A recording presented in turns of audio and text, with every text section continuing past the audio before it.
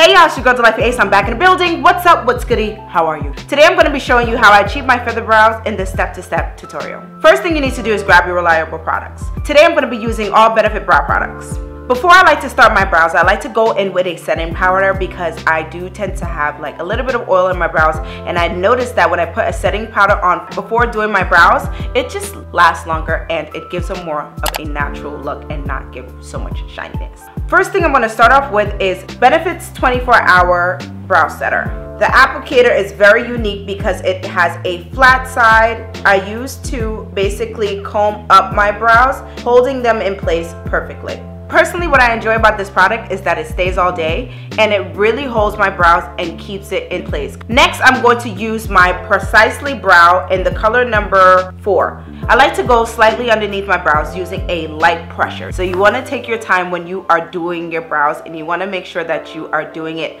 precisely.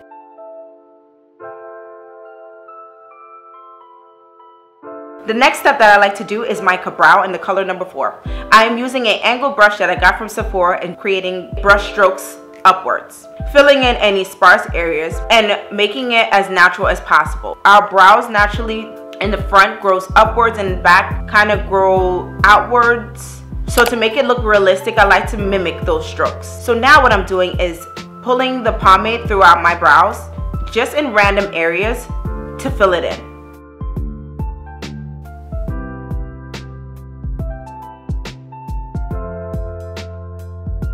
Next step I personally like to do is to use a concealer just to kind of clean up the brows so that way it can look a little bit more precise.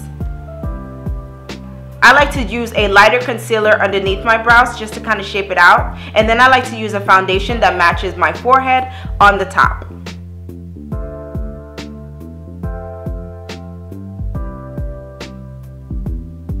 If you want, you could go back in with your Precisely Brow and just fill in any sparse areas that you feel that's necessary. I like to do that. I also like to do it lightly above my brow as well, just to give it a little bit more form. So that's it, guys. That is my feathered brow. It's really simple. I think anybody could do it. Let me know if you like these IG tutorials so that way I can continue to do more for you guys.